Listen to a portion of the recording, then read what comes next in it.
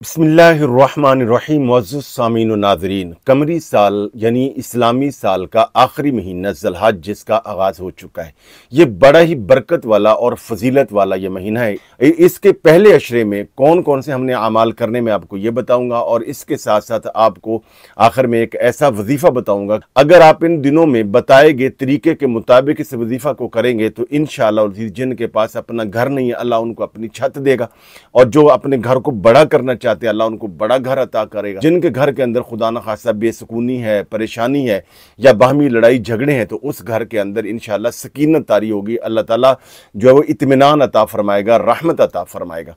तो इस अशरा के मुतल्लिक़ तो इस माह पाक का जो पहला अशरा है ये बड़ी ही फजीलत वाला है। तो चुनाचे बुखारी शरीफ की रवायत है, हज़रत अब्दुल्ला बिन अब्बास रज़ी अल्लाह ताला अन्हु रवायत करते हैं कि नबी अलैहिस्सलातु वस्सलाम ने इरशाद फरमाया कि अशरा ज़ुल्हज्जा का जो पहले 10 दिन है ये अल्लाह जल्ल शानु को इतने महबूब हैं कि इसमें कुछ जो नेक आमाल किए जाते हैं वो पूरे साल के आमाल से ज़्यादा अल्लाह ताला को पसंद और महबूब है।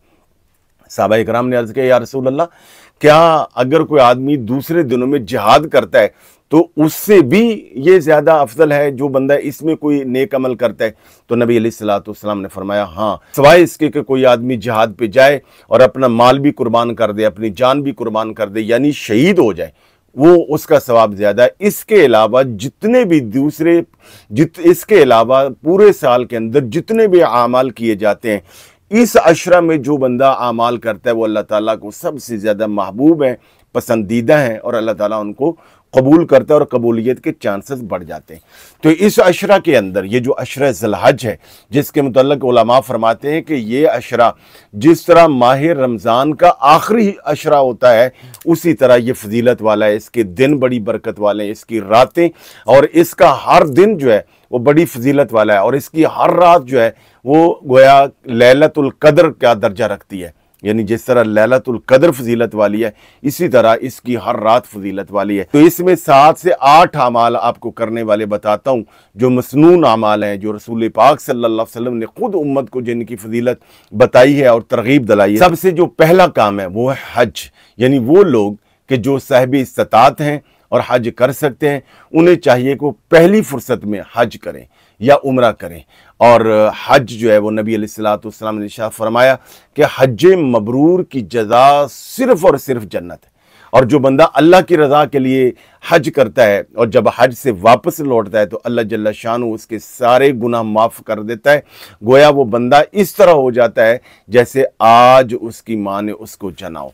और दूसरा इस अशरा में जो करने वाला काम है, इसकी 10 तारीख को वो है कुर्बानी, यानी जो मर्द व ख़वातीन साहिबी निसाब हैं, मालिक निसाब हैं, उन पर कुर्बानी करना वाजिब है। और कुर्बानी की कितनी फजीलत है कि नबी अलैहिस्सलातु वस्सलाम ने इरशाद फरमाया, जो बंदा अल्लाह की राह में अल्लाह की रज़ा के लिए जानवर ज़िबा करता है, कुर्बानी करता है, उसके जानवर के जिस्म पर जितने बाल हैं अल्लाह जल्ल शानु हर बाल के बदले में उस आदमी को नेकी देता है, अजर अता फरमाता है और उसके दर्जात में बुलंदियाँ अता करता है, गुनाह माफ़ फरमाता है। आप अंदाज़ा लगाएं कि एक जानवर के जिस्म पर अनगिनत बाल हैं। गोया कुर्बानी की जज़ा और कुर्बानी की नेकियां भी बेशुमार हैं, अनगिनत है। तीसरा इसमें करने वाला जो काम है वो यौम अरफा का रोज़ा है। यौम अरफा यानी जिस दिन हज पढ़ा जाता है, यानी जिस दिन हुजाज इकराम मैदान अरफात में उठते हैं, उस दिन 8 और 9 ज़ुल्हज का जो रोज़ा है जो बंदा रखता है अल्लाह रब्बुल आलमीन उसको इतना अजर अता फरमाता है कि नबी अलैहिस्सलातु वस्सलाम ने फरमाया, जो बंदा यौम अरफा का रोज़ा रखता है अल्लाह जल्ल शानु उसके 1 साल गुज़श्ता और 1 साल आइंदा के गुनाह माफ़ फरमा देता है। और चौथा इस अशरा में करने वाला जो अहम अमल है वो है तकबीरात तशरीक। तकबीरात तशरीक क्या है?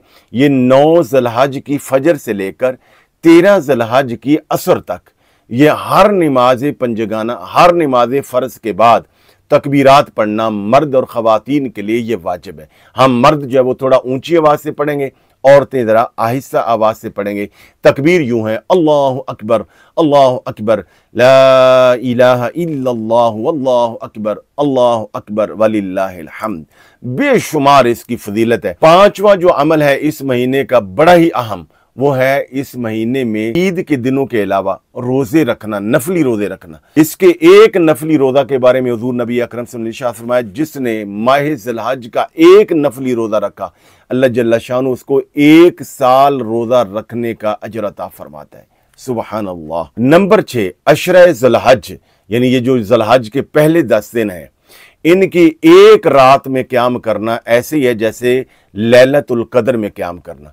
तो रात का क़याम क्या है, चाहे 2 नफल पढ़ लें, 4 नफल पढ़ लें, कुछ ईशा के बाद अज़ाफ़ी पढ़ लें, और अगर अल्लाह रब्बुल आलमीन तौफीक अता फरमाए तो तहज्जुद के साथ पढ़ लें। यानी कुछ ना कुछ क़याम किया जाए अल्लाह की बारगाह में, और अल्लाह ताला की तस्बीहात, तहलील, तकबीरात जो है वो पढ़ी जाए। और नंबर 7, इस अशरा में क्या करना है कि जिन लोगों ने कुर्बानी करनी हो, उन्हें चाहिए कि ना वो अपने नाखून तराशें, ना बाल कटवाएं, ना ज़ेरे नाफ बाल, जिस्म के किसी किस्म के बाल वो साफ ना करें, ना कटवाएं, ना नाखून तरशवाएं। तमाम ने यह भी लिखा है कि जिस आदमी की कुर्बानी करने की इस्तात ना हो, अगर वो भी बाल ना कटवाए, नाखून ना तरशवाए, तो उम्मीद की जा सकती है कि अल्लाह जल्ल शानु उसको भी कुर्बानी करने वालों जितना ही अजर अता फरमा दे। 8वां जो काम है इसमें करने का वो ये कि इन दिनों में कसरत के साथ इस्तिग़फ़ार किया जाए और दुरूद पाक पढ़ा जाए, और कलमा तय्यबा, और जो हो सके तकबीर, तहलील, तस्बीह जितनी ज़्यादा कर सकते हैं वो करनी चाहिए।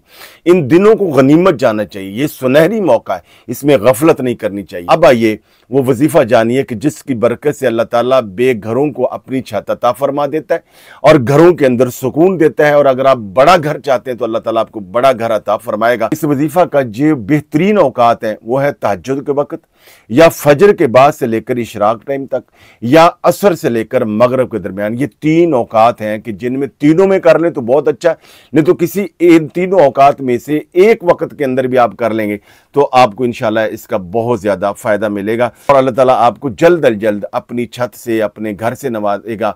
और आपका घर बड़ा चाहते तो बड़ा घर देगा, और जो घर है आपका उसके अंदर अल्लाह ताला रहमत नाज़िल फरमाएगा, सकीनत अता फरमाएगा, इत्मीनान अता फरमाएगा। सबसे पहले आपने 11 मरतबा दुरूद पाक पढ़ना है, फिर 786 मरतबा बिस्मिल्लाहिर्रहमानिर्रहीम पढ़नी है, जो बिस्मिल्लाह के आदाद है।